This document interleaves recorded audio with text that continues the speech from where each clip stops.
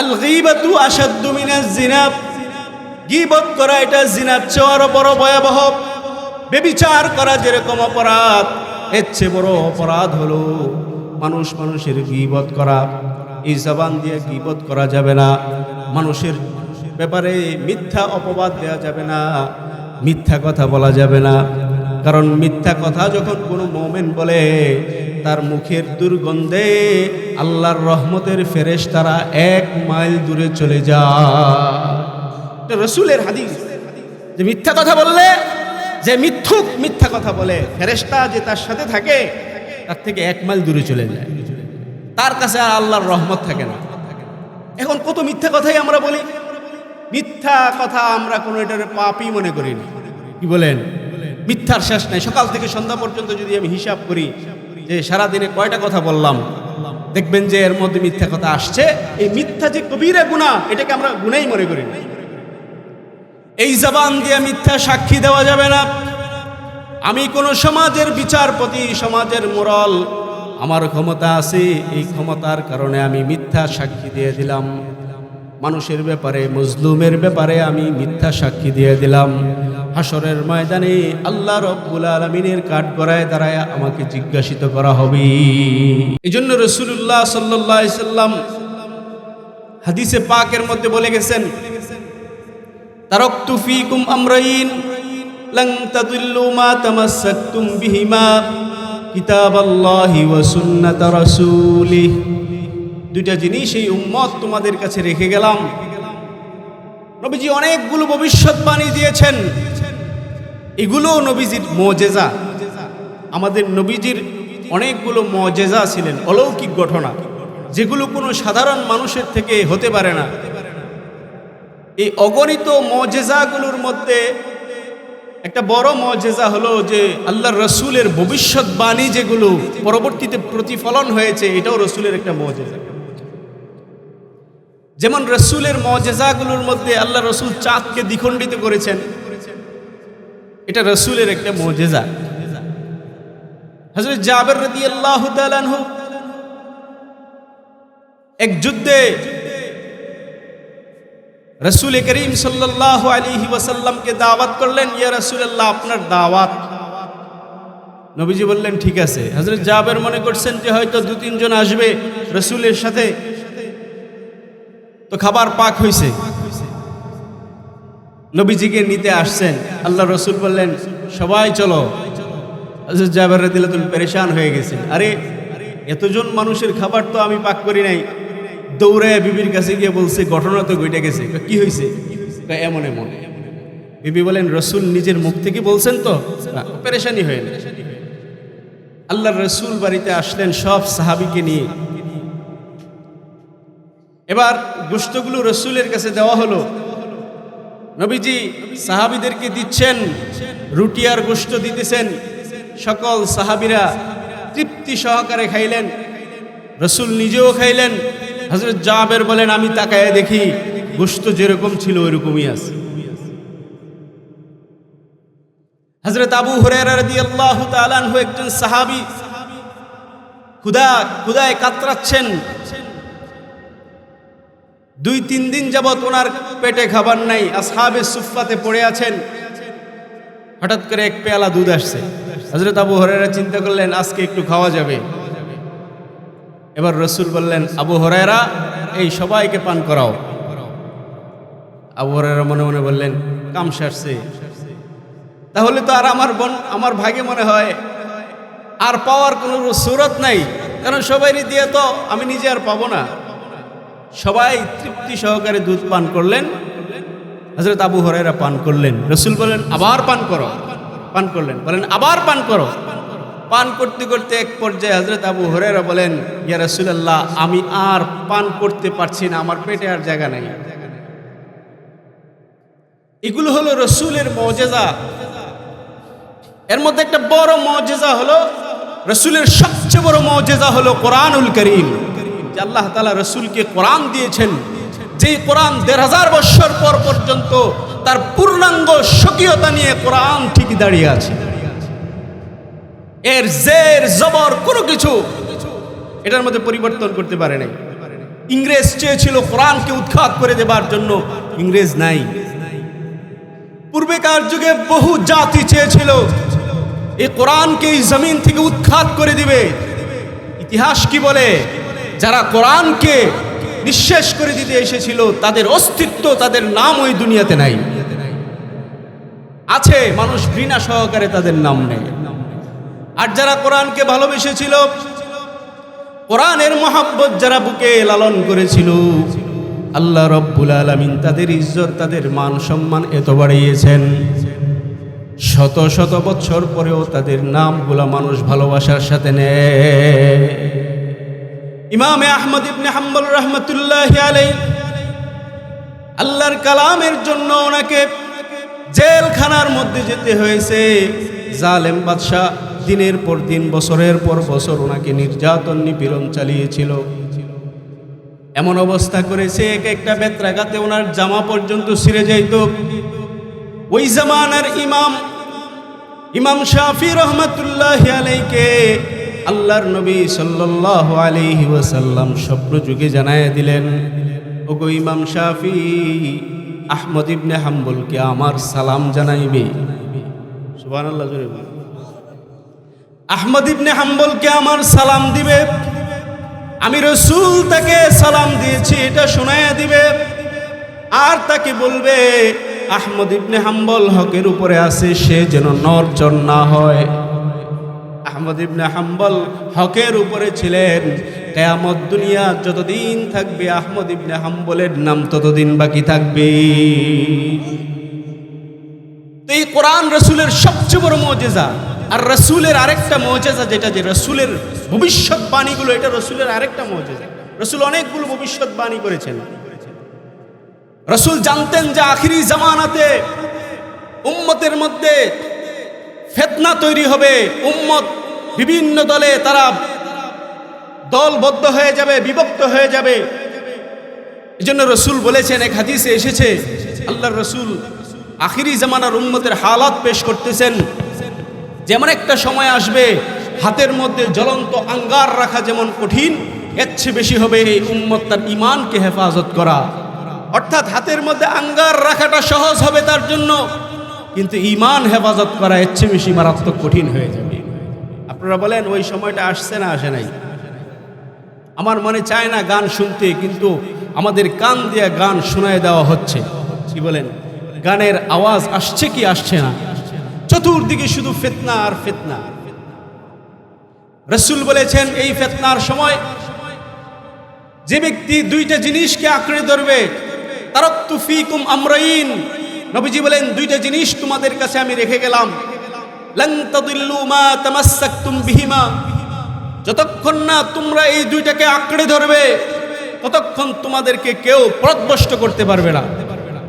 এর মধ্যে একটা হলো কিতাব আল্লাহ ওয়া সুন্নাত রাসূলি, একটা হলো আল্লাহর কালাম, আরেকটা হলো নবী আলাইহিস সালামের সুন্নাত।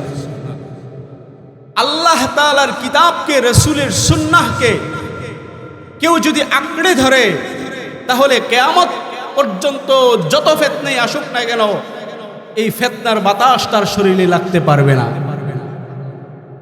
তাহলে এই সময়টাতে আমাদের নানাবিধ ফিতনার কারণে যতই আমরা উন্নত হচ্ছি, আমাদেরকে আধুনিক করা হচ্ছে, আমরা আধুনিক হচ্ছি, অল্প সময়ের ভিতরে আমরা পৃথিবীর এক প্রান্ত থেকে আরেক প্রান্তে আমরা চলে যাচ্ছি, কিন্তু নিজের দিকে একটু লক্ষ্য করে দেখি আমার ঈমান আমলের কি অবস্থা, আমার ঈমান আমলের কি অবস্থা। আল্লাহ তাআলা আমাদেরকে যত অঙ্গ প্রত্যঙ্গ দিয়েছেন এর মধ্যে একটা দামি অঙ্গ দিয়েছেন এই জবানকে, এই মুখকে। এটা আল্লাহর দেওয়া, এটা যেথায় সেথায় কাজে লাগানো যাবে না। একটু চিন্তা করে দেখেন, যেই লোকটা জন্মগতভাবে বোবা, যে কথা বলতে পারে না, যার খুব ইচ্ছা সে তার মুখ দিয়ে ভালো একটা কথা সে মানুষকে শোনাক, সে তার মনের কথাটাকে, মনের ভাবটাকে সে মুখ দিয়ে সে প্রকাশ করবে, কিন্তু এটা তো সে পারছে না। এই নিয়ামত থেকে সে মাহরুম, সে বঞ্চিত। পৃথিবীতে এমনও মানুষ আছে কথা বলতে পারে, হঠাৎ করে তার জবান বন্ধ হয়ে গেছে, আছে না নাই? কিন্তু আল্লাহ আমাদেরকে জবান দিয়েছেন, এটা আল্লাহ তাআলার হুকুমে চলছে। যেদিন আল্লাহর হুকুম এই জবানের উপরে আসবে, যেটা বন্ধ হয়ে যাও, ওই দিন অটোমেটিক এই জবান বন্ধ হয়ে যাবে। এই জবানের মালিক কে? চিল্লায় বলেন কে? আমার প্রত্যেকটা অঙ্গ প্রত্যঙ্গের মালিক কে? তাহলে এই জবানকে চালাতে হবে ওই আল্লাহ তাআলার হুকুম অনুযায়ী। যদি আমি আল্লাহ তাআলার হুকুম অনুযায়ী যদি জবানকে চালাই, তাহলে আল্লাহ খুশি হবে, আল্লাহর নৈকট্যশীল বান্দা হয়ে যাব, আল্লাহর প্রিয় বান্দা হয়ে যাব। আর যদি জবান যেথায় সেথায় যদি আমি কাজে লাগাই, তাহলে এই জবান আমাকে জাহান্নামে নিয়ে যাবে। এই জন্য এটা একটা মূল্যবান জিনিস। এই জবানের কারণে যত আজকে সমস্যা সারা দেশের মধ্যে দেখেন, মানুষের মুখ নিজের কন্ট্রোলে নাই, উল্টা পাল্টা যে যেমনি চলতেছে বলতেছে, এর দ্বারা ফাসাদ তৈরি হচ্ছে, এর দ্বারা নানান ধরনের মানুষের মধ্যে কুন্দল তৈরি হচ্ছে। এই জন্য রসুল একটা হাদিসে বলেছেন, মান সমাতা নাজা, যে চুপ থাকে সে নাজাত পায়, যে চুপ থাকে সে নাজাত পায়। রসুল এক হাদিসের মধ্যে বলেন, মান কানা ইউমিনু বিল্লাহি ওয়াল ইয়াউমিল আখির, যে ব্যক্তি আল্লাহ, আল্লাহর রসুল, আখিরাতের উপরে ঈমান রাখে, যে ব্যক্তিটা আল্লাহর উপরে ঈমান রাখে, আল্লাহর উপরে যে বিশ্বাস রাখে, ওই ব্যক্তি যদি কোনো কথা বলে, তাহলে সে যেন ভালো কথা বলে। আর যদি সে জানে যে আমি ভালো কথা বলতে পারবো না, সে যেন চুপ থাকে। এটার মধ্যে তার নাজাত। কিছু কিছু কথার কারণে ঈমান চলে যায়, আমরা জানিও না, যায় কি যায় না। এই জন্য জবান আল্লাহ দিয়েছেন, প্রত্যেকটার হিসাব হবে। আজকে বলতেছি, কালকে এই জবান বন্ধ হয়ে যাবে, 3.5 হাত মাটির নিচে আমাকে যেতে হবে। দুনিয়া ক্ষণস্থায়ী, এই ক্ষণস্থায়ী জীবনে আল্লাহ আমাদেরকে পাঠিয়েছেন আল্লাহ তাআলার হুকুমগুলো পালন করবার জন্য। আল্লাহর হুকুম পালন করতে গিয়ে যদি আমার মরণও এসে যায়, আমার জান যদি চলে যায়, তো আল্লাহ শাহাদাতের মর্যাদা দিয়ে দিবেন। সুবহানাল্লাহ। এই জন্য এই জবান দিয়ে কি করা যাবে না? মানুষের গীবত করা যাবে না। ঘি দিয়ে ভাত খেলে যেমন মজা লাগে, মানুষের গীবত করলেও এরকম মজা লাগে। অযথা চায়ের স্টলে বসে বসে গীবত করতেছে। আমাদের চায়ের স্টলগুলো হলো একটা ছোট সংসদ।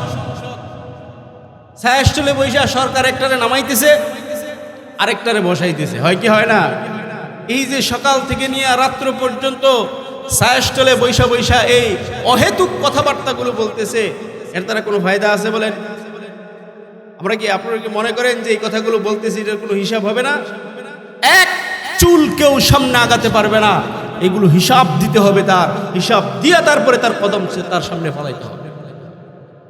এই জন্য জবানকে যেখানে সেখানে কাজে লাগানো যাবে না। আল্লাহ তাআলার হুকুম, এই জবান দিয়ে গীবত করা যাবে না, মানুষের শিকায়াত করা যাবে না। আল্লাহ বলেন, আইয়ুহিব্বু আহাদুকুম আন ইয়াকুলা লাহমা আখিহি মাইতান ফাকারিহতুমুহু, তোমরা কি এটা পছন্দ করো যে তোমার মৃত ভাইয়ের, মরা ভাইয়ের গোশত তুমি ভক্ষণ করবে? আমাদের সামনে যদি আমার মৃত ভাইয়ের তার শরীর থেকে ওই গোশত, মরা গোশত যদি আইনা আমাদেরকে দেওয়া হয়, কেউ খাবে কিনা? এখানে 5 লাখ টাকা দিব, খাবে? এটা আমরাও পছন্দ করি। ঠিক আমি আরেকজন মানুষের গীবত করা, এটাও আল্লাহর কাছে এমন নিন্দনীয় যে এটা এমন অপছন্দনীয়, এটাও করা যাবে না, এর চেয়েও আরো খারাপ। রাসূল বলেন, আল গীবাতু আশাদ্দু মিনাজ জিনা, গীবত করা এটা জিনার চেয়েও আরো বড় ভয়াবহ। ব্যভিচার করা যেরকম অপরাধ, এর চেয়ে বড় অপরাধ হলো মানুষের গীবত করা। এই জবান দিয়ে গীবত করা যাবে না, মানুষের ব্যাপারে মিথ্যা অপবাদ দেওয়া যাবে না, মিথ্যা কথা বলা যাবে না। কারণ মিথ্যা কথা যখন কোনো মুমিন বলে, তার মুখের দুর্গন্ধে আল্লাহর রহমতের ফেরেশতারা 1 মাইল দূরে চলে যায়। এটা রাসূলের হাদিস, যে মিথ্যা কথা বললে, যে মিথ্যুক মিথ্যা কথা বলে, ফেরেশতা যে তার সাথে থাকে তার থেকে 1 মাইল দূরে চলে যায়, তার কাছে আর আল্লাহর রহমত থাকে না। এখন কত মিথ্যা কথাই আমরা বলি। মিথ্যা কথা আমরা কোনো এটার পাপই মনে করি না। কি বলেন? মিথ্যার শেষ নাই। সকাল থেকে সন্ধ্যা পর্যন্ত যদি আমি হিসাব করি যে সারাদিনে কয়টা কথা বললাম, দেখবেন যে এর মধ্যে মিথ্যা কথা আসছে। এই মিথ্যা যে কবিরা গুনাহ, এটাকে আমরা গুনাহই মনে করি না। এই জবান দিয়ে মিথ্যা সাক্ষী দেওয়া যাবে না।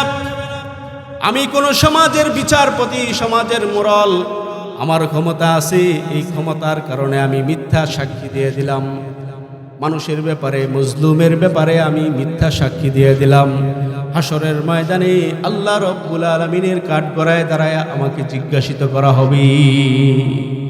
মিথ্যা সাক্ষী দেওয়া যাবে না, মিথ্যা কসম খাওয়া যাবে না। এই জবান দ্বারা মিথ্যা কসম খাওয়া যাবে না। ব্যবসায়ী বলে যে মার্কেটে কাপড় কিনতে গেছেন, হুজুর এই কাপড়টা আল্লাহর কসম আমার 600 টাকা কিনা। তো বেচারার যদি 600 টাকা কিনা হয়, আল্লাহর কসমও বললো, তা আমি কেমনি 600 কই, আমার তো 700 অন্তত বলতে হবে। বললাম দেখেন 600 দিতে পারেন কিনা। হুজুর নিয়ে যান, হুজুর নিয়ে যান। তো তোমার না বলে 600 টাকা কিনা, কসম কাটলা, তো তুমি লাভ করলো না? হয় লাভ নাই করলাম, অথচ হিসাব করে গিয়ে দেখি যে তার 300 টাকা 350 টাকা তার কিনা। এই যে এই ব্যবসাগুলো মিথ্যা কসম খাইয়া করতেছে, তার ব্যবসা কি হালাল হবে? এটা করবো না আমরা কোনো সময়। এগুলো আমাদেরকে বদ্দিনের দিকে নিয়ে যায়।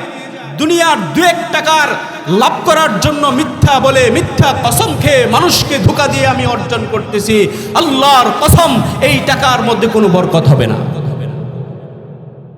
অথচ আল্লাহর রাসূল সাল্লাল্লাহু আলাইহি ওয়াসাল্লামের সিরাতের কিতাবের মধ্যে পাওয়া যায়, হযরত খাদিজাতুল কুবরা রাদিয়াল্লাহু তাআলা আনহার ব্যবসার জন্য যখন রাসূলকে পাঠিয়েছিলেন শামে, ওইখানে যাওয়ার পরে আরো বহু মানুষ গিয়েছে, তারা সকলে ব্যবসা করতেছে। তারা বলতেছে দেখো আমার এটা ভালো মাল, এটা ভালো মাল। আর নবীজি বলে দেখো এটা আমার খারাপ মাল, এটা আমার খারাপ মাল।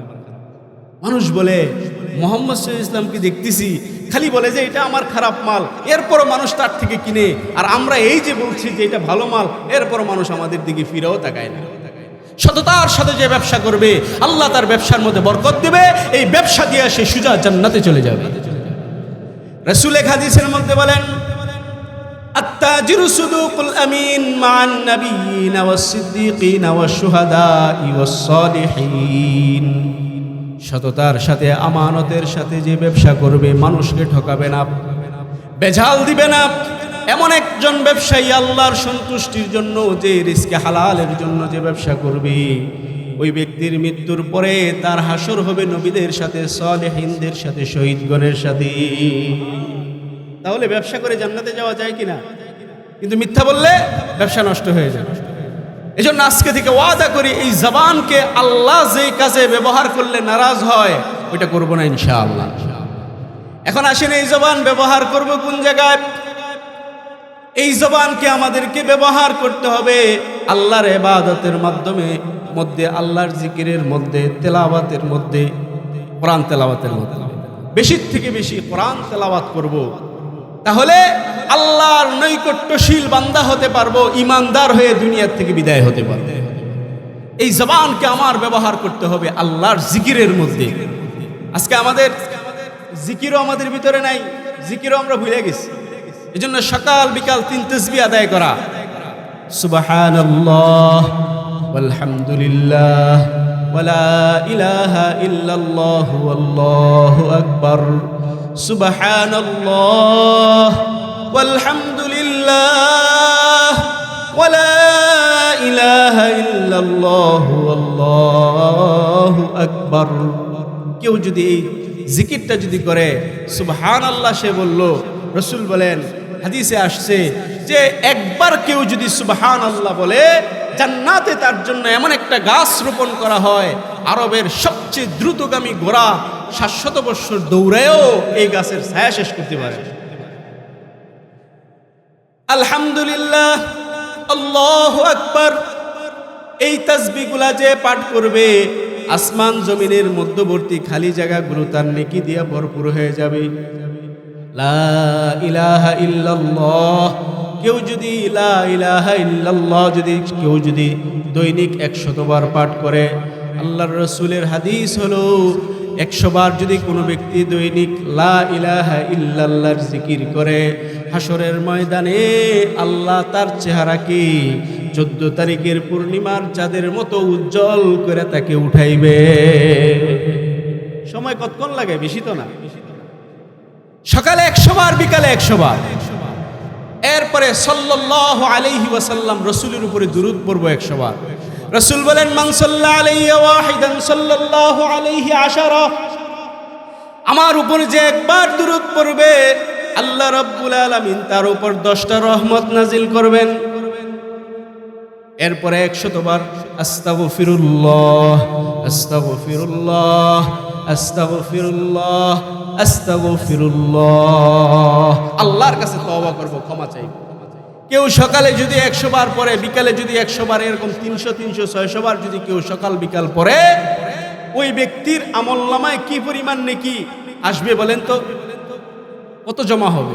আমরা এই ভালো কাজে আমরা এগুলোকে ব্যয় করব। কোরআন তেলাওয়াতের মাধ্যমে,